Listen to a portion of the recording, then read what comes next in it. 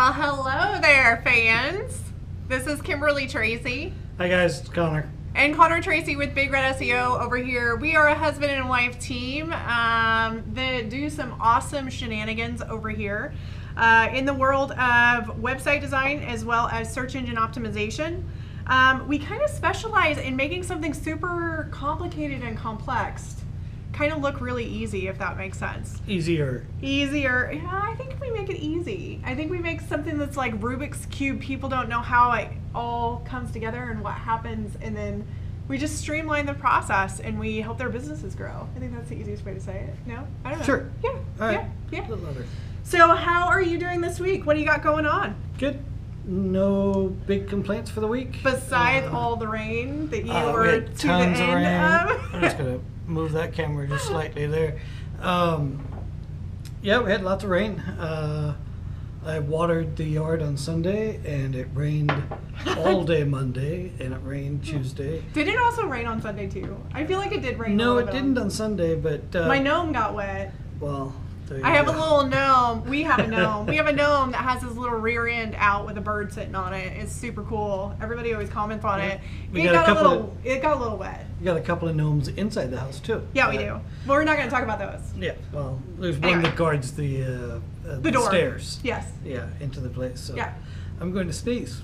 Bear Okay, with go me. ahead. You can bless you. Bless you. Everybody No, else I'm say done. bless you. I'm I don't done know. now. You're done. Go on. So, hey, what kind of updates do you have? I know in the search engine world, like you've been knee deep into a lot of different learnings and trainings this week. I have as well, but my conversations are a little bit more abstract. Oh, yay. You There you finally go. got it out. So how about you go ahead and share with people, business owners, businesses in general, kind of Sure. what's going on? All right. So, of course, my focus is always on Google, but this week there was some stuff that happened with Some WordPress. shakeup. Yeah.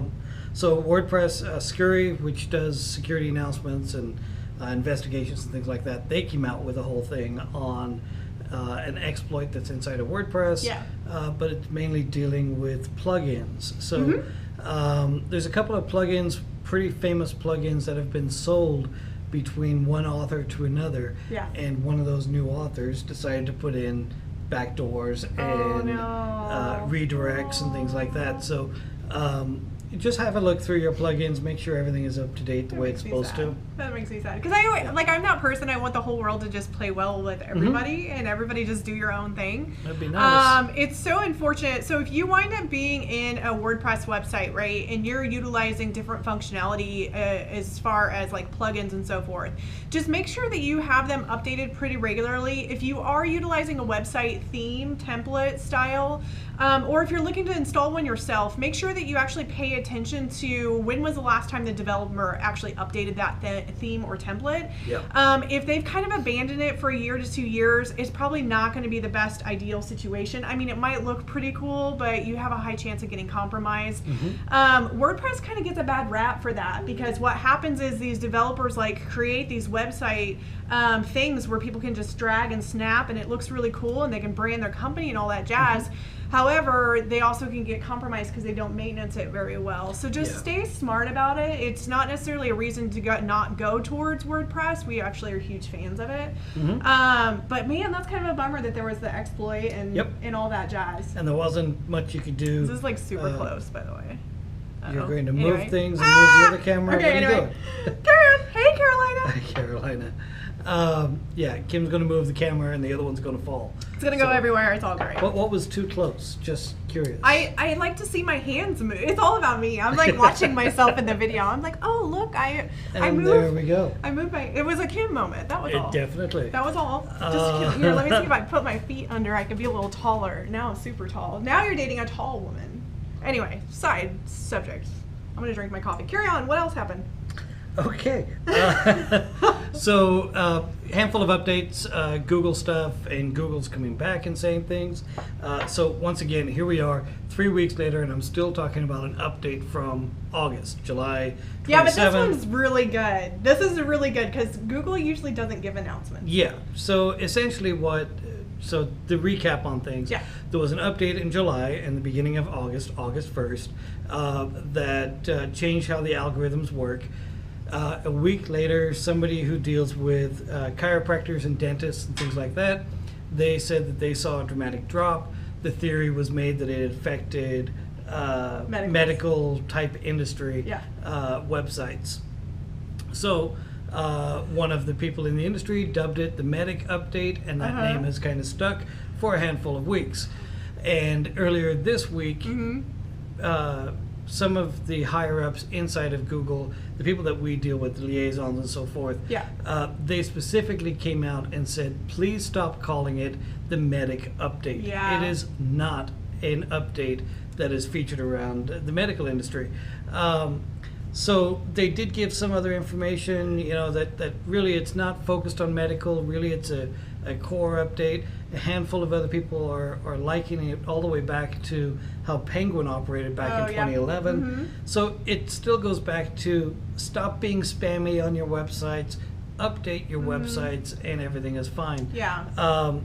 But this Medic thing is kind of stuck, and now it's just going to be called the Medic Update. I think everybody's just going to call it.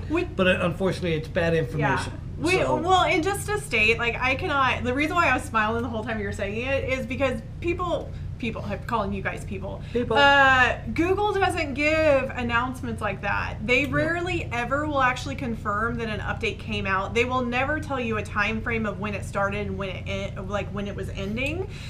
They don't really tell you what the subject is or what the style is. I mean, they've kind of hem-hawed on don't be spammy, don't do black hat techniques like that. Really, that's what the focus is. So the whole purpose of the search engines is to be able to deliver content, relevant, value-added, teachable, leader industry content to those that are actively searching. And you will always have those people that just like to break the rules and play naughty. And so all of these updates actually that come out are to try and clean up the naughtiness that's happened in the world. We've had prospects as well as clients come to us, and we try to, we actually kind of retrain people in their thoughts and theories, but they would be like, oh, I hate Google, there's always an update, and there's just this negative, toxic energy wrapped around Google specifically, until we were able to have a chit chat with them and kind of explain the process. And really, Google is your friend with these updates. They regulate really, really strong and have specific guidelines. There's still some people that break the rules, which kind of pisses this guy off. He gets super mad about it because you don't like whenever they break the rules, they might get results for a temporary area. Well, and that's kind of the thing. You look at the Google Maps and what we refer to as the map spam. I mean, you go on there and you've got all sorts of businesses. Let's say you are a chiropractor in Omaha. We'll just use that as an example. And inside of their business name, they will say Omaha, or chiropractor in Omaha that specializes in sports and other medicines and diet and weight loss and blah, blah, blah. And that would be the name of the business inside of the maps. Well, that is a clear violation of Google's terms of service. You're not allowed to do that. In the maps, you have to call your business exactly what it is that you go by, whether that's the LLC that should be on your website, or whatever your company name is, your DBA. And they'll even go to some parts as to asking, they'll make a phone call and how you answer your phone. So if you answer your phone as Bright Chiropractic, then that's going to be the name that should be in there. It shouldn't be Bright Chiropractic and the next 45 seconds. And here's an example of how much stricter Google is in terms of that. If you do a Facebook page, you can call your business anything that you want. You can call your business page anything you want. I could do Kimberly Treacy dash I love sparkles and unicorns. I don't you can type anything, and there's not really as much regulation. Our rule of thumb across the board is keep everything exactly the same. So if whatever the name is that you process your taxes on, that's what should be the logo on your door, and that's what should be in the Google My Business, and that's what should be in social media. And the main reason for that is that you don't want to confuse your end users, but you also don't want to confuse the search engines, which are gonna get you traffic if you do it right. So definitely. So anyway, there's been some updates on there. There's been some exploits and some changes on there. But the main thing, where I get pissed off on things is that there are tricks and there are ways of getting those rankings, and you can implement it, and you will take that #1 spot, and you could have that spot for a month. And then something bad happens and you lose everything. That's the worst feeling in the world. Even having a prospect contact, just be like, my website went out overnight. What happened? So from my end, it would be awesome if Google picked up the thing within a month and penalized the website. Yeah. But sometimes it could take several years. And the thing that bothers me is that these are the people that are not following the rules or not following the guidelines, and they exploit the system and they get away with it. I know for a fact if I tried to get away with it myself, I'll be caught, and then that hurts the businesses. So there's a fine line in there as to, you know, what you can push, where you can push, but at the end of the day, it's not allowed. It's specified in Google's guidelines. It's not allowed, and then it's up to other people to report. So and we like in the thing is like we've been doing this gig for 8 years, right? So we have seen everything and anything in the black hat SEO world, and techniques and what works and what doesn't work and who does what. There's a lot that works. Yeah, I think for me the part that makes my heart hurt is that I have a soft spot for small businesses or just businesses in general. Like I don't like when people get taken advantage of. It drives me crazy. We did a test this week called the Ultimate Life Tool with one of my mentors, and we found like the reason why. We both have very strong characteristics and integrity, right? So when we see somebody doing something wrong, we just like full on want to draw the sword and just old-fashioned night days and like take on some action, right? Bring out the wood chipper and put them right through it. Which is so funny. Which is hilarious because I'm also a lot about light and love and stuff like that. But anyway, for me, the part that hurts, that breaks my heart is when businesses get involved in these specific companies with these specific theories and so forth, and then all of a sudden they do the damage or whatever, and then they disappear overnight. Yep. Like it's a disappearing act. I don't remember the name of the gal. It was like a couple of weeks ago, same thing happened with a website designer. She hired a person for website design, actually met the person in a networking circle of multiple different friends. Oh, yeah. Yep. Paid the whole ticket. I'm not going to say the names and all that jazz, but paid the whole ticket of the website design. And then she got nothing and he disappeared. And it like that stuff right there just like breaks my heart. That was on the news just recently. I don't remember the names cheap. and it was stuff like like that. $7,000 or something like that. Well, it was a pretty big ticket item, and unfortunately it does happen a lot. So just like our whole point is like Google likes to create rules that people should follow. So definitely try to follow them. Follow them. It'll save your business as well as a headache down the road. Yep. But then also, like, if you're doing business with other people, just make sure you know who they are and what you're doing business with them about and so forth. So it's all about alignment. If you can align with the person, whether it's on the phone, via video, or in person.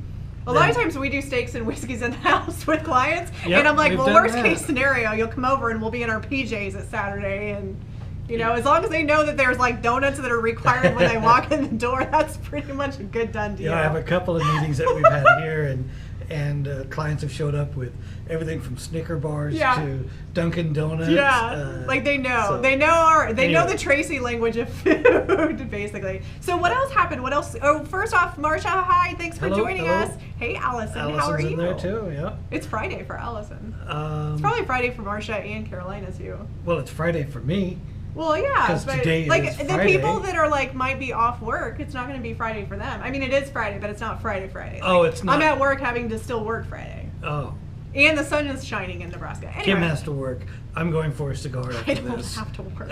That's why I own my own business. I don't have to work. I choose to work. So let's get back to the other work. Yeah, I choose to work. So a couple other things going on. I don't know if you've seen it. I haven't seen it yet. But maybe you guys have seen it. What is it? Google is currently testing a new design for the search page. So if you go on to google.com and you type in your thing, there's a whole new design. So like design as in it's laid out differently, or design like doodles? Because I like the daily doodles. Well, the doodles are always unless different they're every stupid. day. I don't like the stupid doodles. No, I really enjoyed whenever the kids got to do the doodles. Do you remember that? They had like a kids doodle contest for like a month, and all the kids' art went up on the Google Doodle. Yeah, I honestly don't pay attention to any of it. I don't even make it to the Google page. I just type in the browser bar. You never go to the Google page? No. I always go to the Instead Google page. Do you guys go to the Google page? Do you type into the URL? Like my typewriter's always up this high. Even whenever we do a meeting, I'm like, doot, doot, doot. Do you guys do a Google? I always do the Google screen. You go to google.com and then type stuff? And then it like No. flashes up and there's a lot, and there's like a white space in a line. It's like, what are you searching for? Well, let me save you an extra 3 seconds, because I don't think I'm the only one that does it, though. All about optimizing. Instead of doing that, just in your browser bar at the top, where you normally type in www whatever, just type in the words that you want to go after. It'll do the search automatically. Skip the middleman. See, Marcia remembers the kid doodles. They were sweet as fuck. They were super cool. They had a contest. They had a whole contest for kids, and whoever won got their doodles on Google. Awesome. Okay. Can't wait to relive that. The awkward silence. I'm done talking about that. Okay, what else? Okay. Anyways, with the changes inside of Google, because I didn't even get to that part. You took over the whole thing. So instead of square box, we're talking about doodles. Instead of a square box, it'll now be rounded corners. There's roundness and things like that. Yep. But the big thing that's the big change, and we've seen a trend over the last couple of years with regards to websites.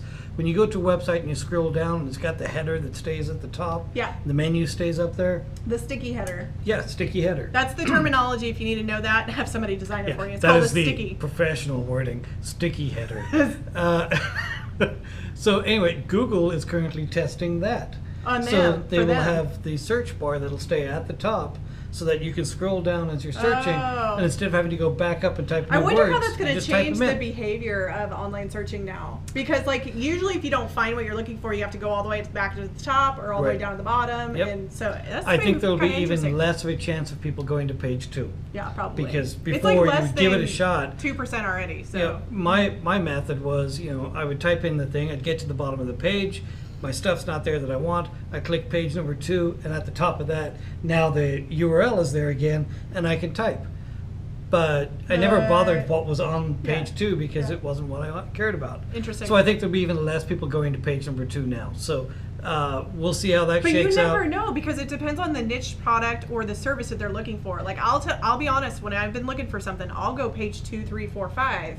If I'm looking for a specific... Well, if there's something very specific. Yeah, if it's a specific product or a specific knowledge database or so forth. So, like, the 2%, I think it's... I mean, think of how many people we have in the world. If I am looking for the Oakley kitchen sink bag, which is a bag that I have, and it's an awesome bag that you bought me years ago. It is very awesome. I used it, though. It's really heavy, but you could put a lot of shit in it. You can put a lot of stuff in it. So, and it has, like, hooks on it, and you always get stopped by security because it has so much metal. And yet I've never had a problem. Anyway, if I'm doing a search for that, I'm looking for the best price. That comes on another video. I will go 2 or 3 pages deep to go find the information. Yeah. Or if I'm looking for specific code information, I might go into page number 8 or 9. But, anyways. Okay. So that is a test.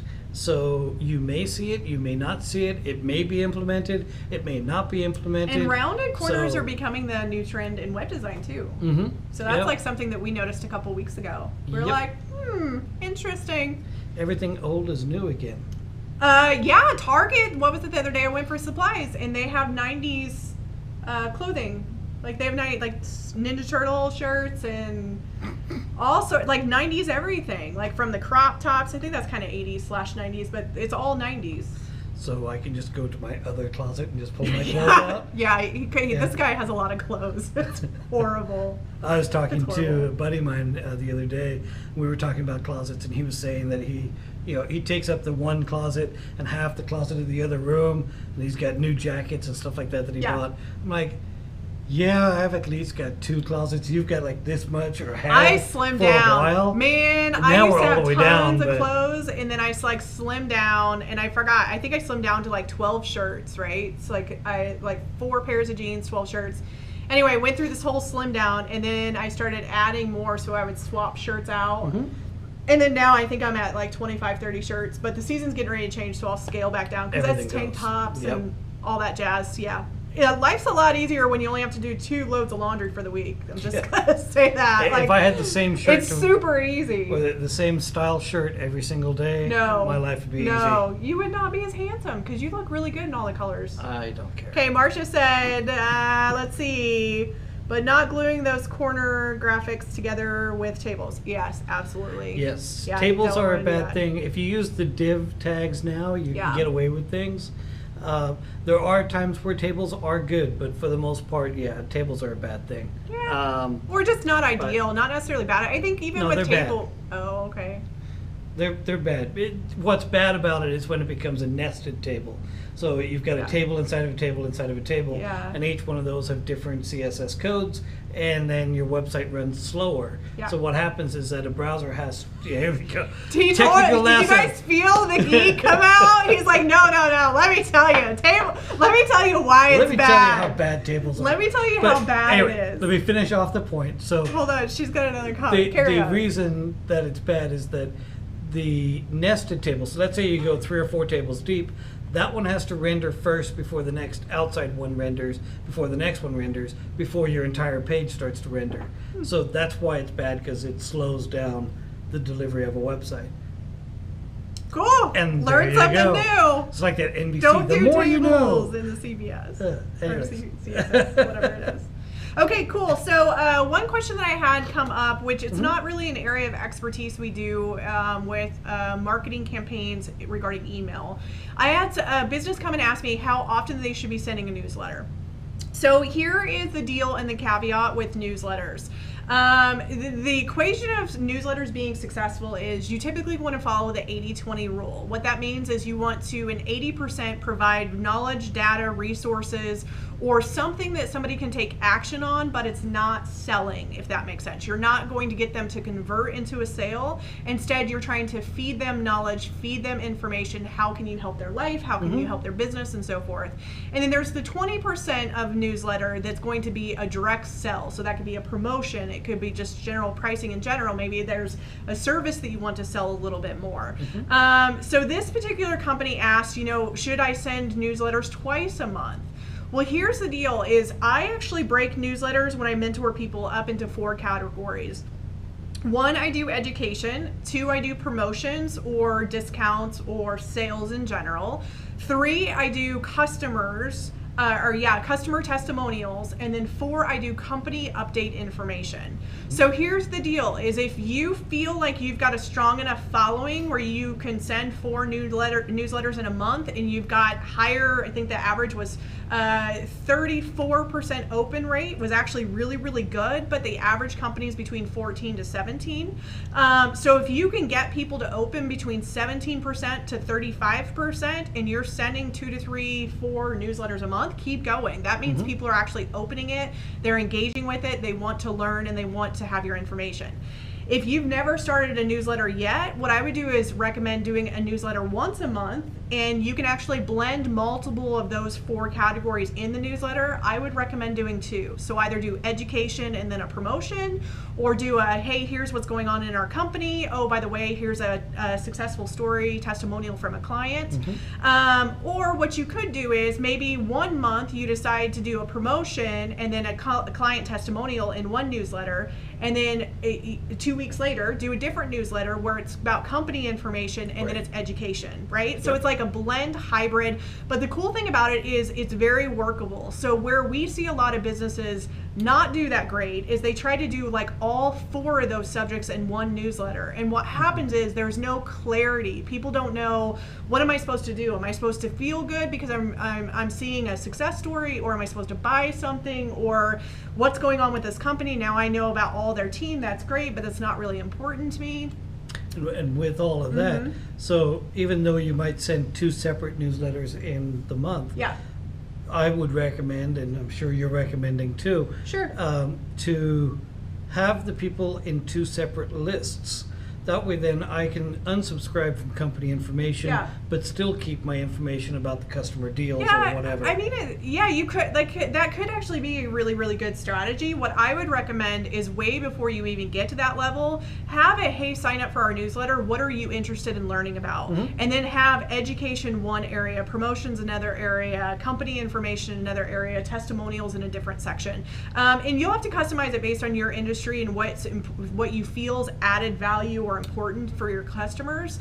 But I would start way back at the very beginning. Now you could build multiple different lists, but here's what I'll tell you is if for whatever reason Joe Bob is in 2 of your 4 lists and he unsubscribed from 1 and you're still sending him one in one of the other ones, then you might actually get a little bit of a ripple effect of him not being happy or in general. So there is some management cleanup. And definitely some of the newsletter systems when you click unsubscribe, it goes to a page and there's check boxes for what you want to unsubscribe Sure. or unsubscribe from all. Right. So just do a little bit of research on Yeah. that. Make sure you use the right one. But in either case, the benefits of doing a newsletter is you can actually engage the people that are already doing business with you and or have already actively prospected, right?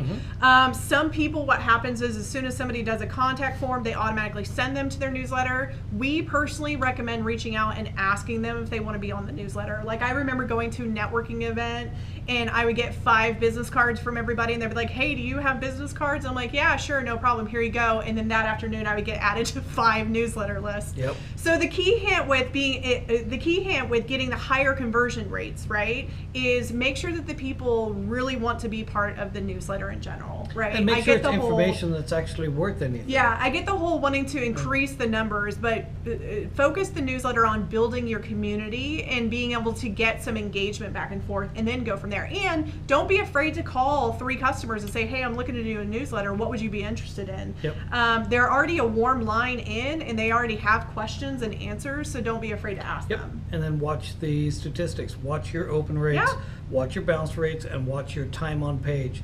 So there's one of the things that happen, like I get, of course, just like everybody else, we get massive amounts of emails.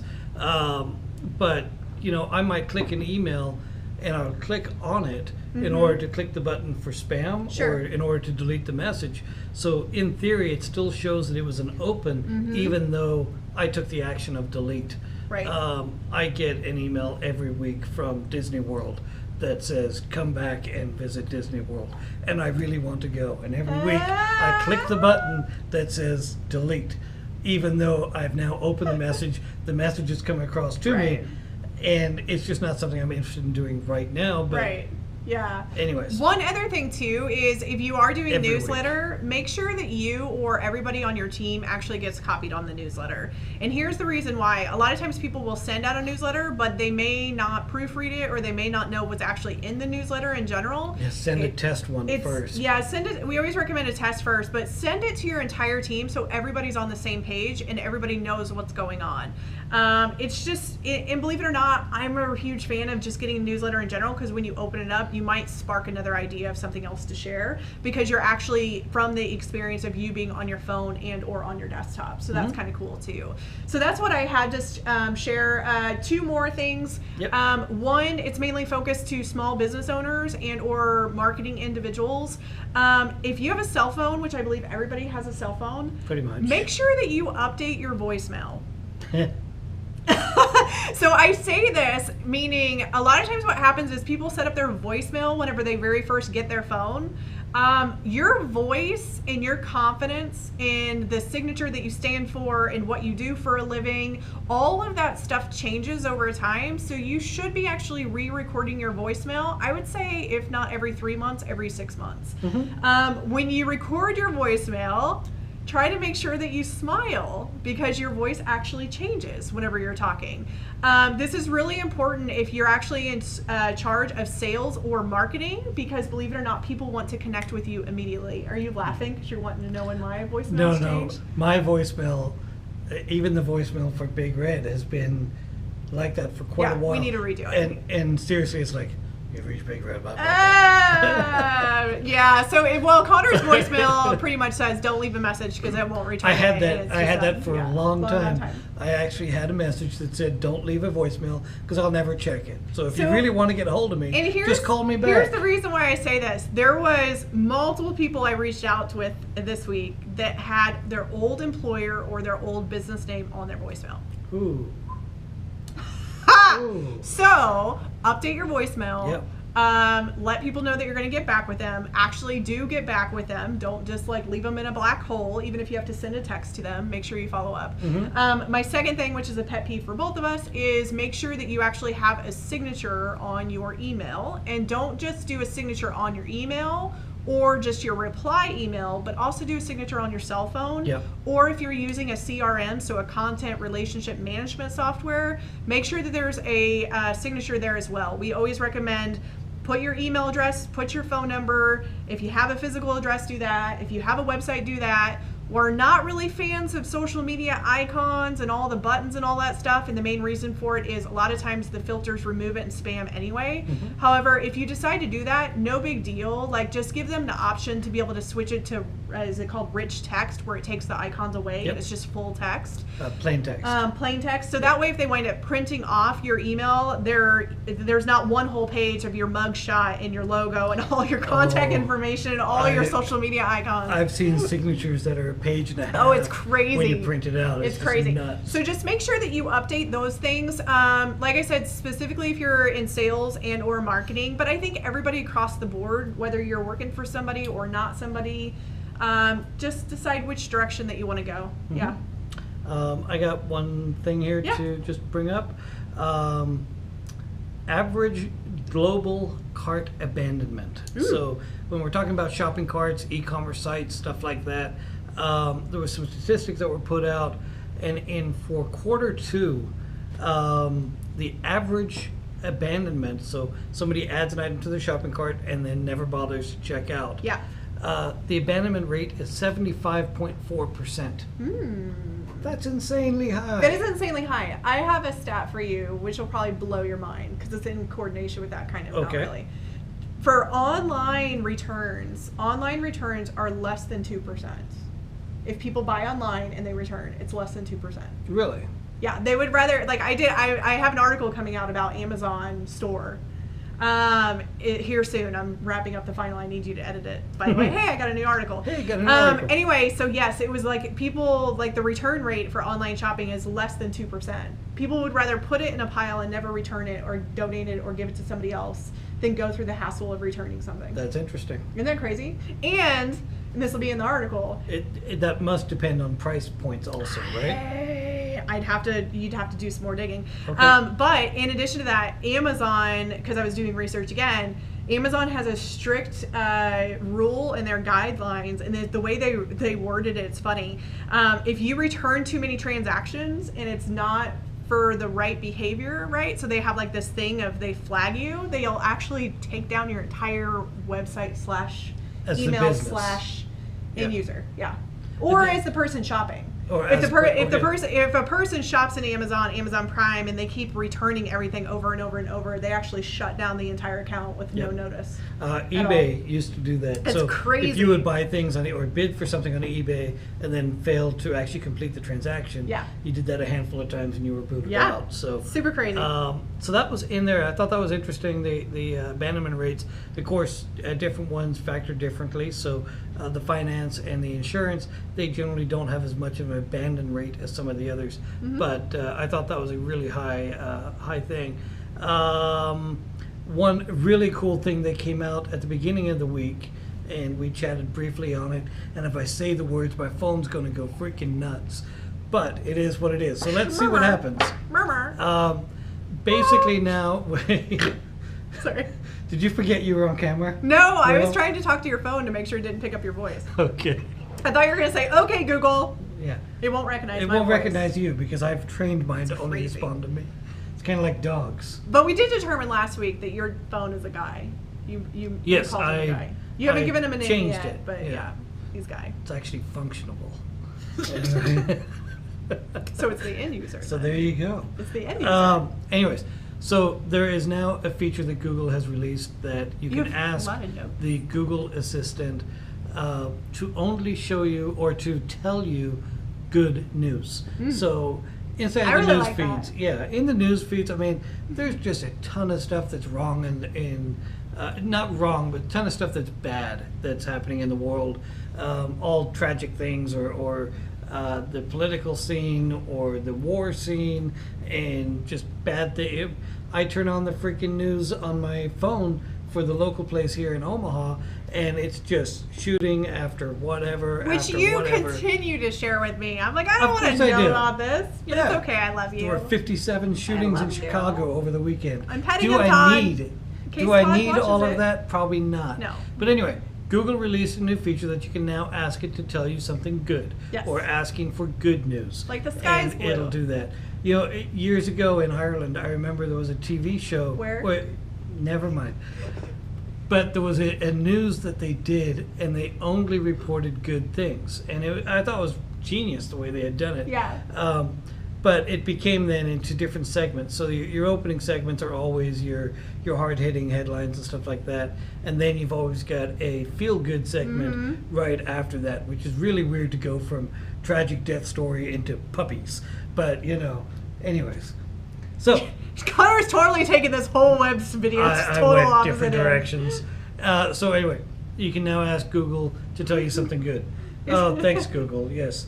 Tell me something good. Thanks, Google. Yes. It's just reading back to me. So that's super cool. Yeah. That's so super that was cool. kind of cool. The WordPress redirect campaign, I kind of touched on that. We have a couple new articles coming out. And we're still working on our site. I'm so excited. I hammered the shit out of that this week. Yeah, Still so got some work to do. we were working on our website and everything was going well, and then Kim decided, I want to rewrite this part, and now the entire section has to be rewritten because... No, I already did it, but there's other parts now too. Yeah. It's super exciting though. Super exciting. Hey, Marcia had a question. Aren't there some plugins that help with abandonment rates? Yeah, Shopping there's a lot of things you can do to help with the abandonment. From the First off, make sure that your process of ordering you've actually tested yourself. This is a disclaimer. People a lot of times will install or hire a designer to do their own products or whatever, put their products in, but they never go through the shopping experience. And usually there's a kink at the very end of they didn't do a setting right or they didn't set it up right. And then therefore what happens is you got people that want to spend hundreds of dollars with you, but they can't actually fucking purchase. Just like me, I'm going to go on a rant just for a second. There is these big box utility companies in Omaha area where I want to be able to pay my bill on my phone and they will not take my money on the phone. Drives me crazy. They say visit by desktop to make a bill payment. Screw you. Oh, yeah. Nicest way to say it, because our internet was out at the office so I couldn't pay any bills and I couldn't pay for my phone. Ugh. Yep. That's your shit, people. With, of course, all of that, intense. even though Kim is pointing the fingers out here, we go ahead and point the finger back at What Kim. did I do? Well, we had to test earlier this week. We had 2 phone calls back from clients. We'd sent out invoices and stuff like that. Well, And we had 2 phone calls back that it wasn't working. It or wasn't that, us that did it. That was oh, PayPal. look, everything's all frozen. It's cool. Anyway. It's cool. So anyway, it turned out to be a PayPal issue, but we went through, we actually ran the test ourselves and charged ourselves. We paid ourselves. Yeah, we did. With our own monies. I think the invoice for was our own services. 1 penny. Hey, it's an investment. We had to test it. It was an Anyways, investment. let's go all the way back. Are there plugins for cart abandonment? Yeah. Definitely. Everything from when a user goes to leave the page, there'd be a pop-up screen. Yeah. 50-50 as to whether I would endorse that. Google doesn't like what's called an interstitial pop-up. Yeah. When you have to do something in order to get rid of something. It's such a weird word, by the way. It's like a but- mouthful. Yeah. So, I mean, you can do some testing on that, but definitely Poppy's kicking in. the coupon stuff, that when they're about to leave the cart or abandon it, you offer up a coupon, act now, save 10-20%.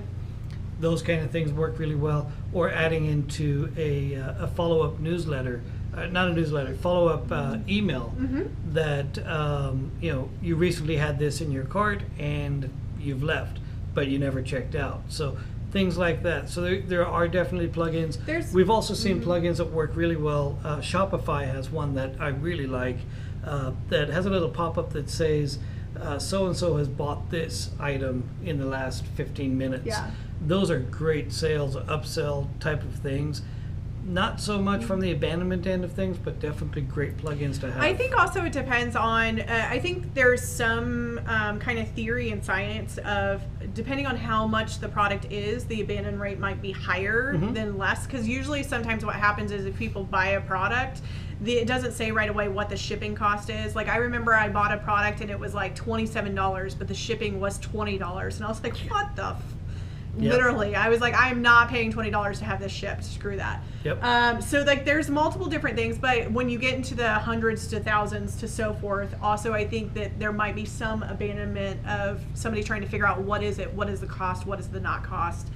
type of scenario. So any information that you can actually provide them right out the gate actually will help you in the conversion transition. So like a lot of our clients that we do shopping carts with that are actually shipping off to people, we put the shipping at the very beginning of the process so they could see like the cost or the amount, and or what happens is they opt to give the customers free shipping, and then there's no awkwardness. People just go and buy it, right? Yeah, and it can be tough. I mean, there's definitely all sorts of tests you can do, but your Google Analytics, as long as you have that installed and you run your goal conversions and track the funnel as to what's happening, you'll be able to improve that process. Yeah. So number one, even without any plugins, Google Analytics, definitely make sure it's on there. Yeah. That's going to be the big item. Cool. So rock on. I don't think I have anything else. I don't have anything else either. It is the end of the month, so be sure to update your passwords if you so choose. We can't force people to update their passwords, but we always recommend. Yeah, you want to share that one? That was kind of a funny story. You can end with that one. Yeah, I'll end with that. Yeah. Okay. The fun Diddy fact that you should know. Ever heard the term camel case? Here, let's see if somebody puts it. Yeah. Has anybody ever heard of the term Well, you camel might need case? to scroll down. Oh. So camel case. Yeah, wait until it doesn't look like anybody's heard of camel case. Nobody's heard of it. Go. Okay. Camel case, and it's kind of like the uppercase, or what was the other one? The snake. Crap, yeah, there's a snake case in there. Yeah, but, snake case is the line under. Yeah, so, and now I need to bring up my freaking thing as to what it was. So camel there case. There were so many different ones. There was. Just tell them what camel case is, well, or I'm going to tell because I'm so excited. Okay, so ahead. Camel case is when you have like a capital letter and a lowercase letter and a capital letter, or you have a lowercase letter, capital letter, lowercase letter. And that is not camel case. Yes, it is. It's up, down, up, down. That is a snake. Oh. Which is why I was trying to bring up the thing, so I made sure that I got the right You answer. know why I got it wrong? It's because that's what you told me the first time. I was listening the first time, just not the second time. So the definition is camel case is named for the humps of capital letters similar to the humps of a Bactrian camel. Like FedEx. So, like it's capital, lowercase, capital. Yes, but not like the word "and," where you got a small a, capital N, small d. Yeah, I didn't say that. But yes, camel case is when two words are together, but one of them's capitalized. Like so, eBay. Like eBay. The B is iPhone, capital. DreamWorks, all that kind of stuff. So anyway, it came around because I was trying to figure out what the term was when you capitalize the first letter of every word in a sentence. Yeah. And I still don't remember what that was. So if you know it, please type it into the thing, and it'll save me having to go back out and do a search on it. He's going to search anyway. Just camel make him case, do work. Make him there do you his go. own work. That's the information there. So cool. Uppercase, Pascal case, lower camel case. We just wanted the camel case. Oh, tall man lettering. Anybody? Yeah. Anyway, title case. Title case. There you go. Okay. Capitalize all words but retains the spaces within them. Cool. Who knew? Facts that you might need it one day. Well, hey, thanks so much for joining us today. We will be back next Friday at 2:30 for Facebook Live. If you have any questions about business, feel free to go ahead and post them down below. Feel free to go ahead and post them down below in the comments, and we'll get them addressed next Friday. I know you've got some stuff stacked up in education this weekend, as well as myself. So we'll be sure to bring back some gems in that regarding running a business and or in a marketing team. If you know anybody that needs some SEO services or Google AdWords and or just a website design built really awesome that's made to convert business, we would love to have the opportunity for deals. We've got some cool stuff coming out for referrals and taking care of our peeps that always refer coming down the pipe. So you guys are holding us accountable. Target website design live next week. It's super exciting. Super By next exciting. week, that by could my be birthday. the beginning of the week or the end. It of can the be week, anything. Right? Anything next week. Anything next week. Anyway. When's your birthday? I'm not gonna say. Next week? Yeah. No. Alrighty, we will talk to you later. Have a great weekend. Okay. All right, guys. Bye. Have a great day.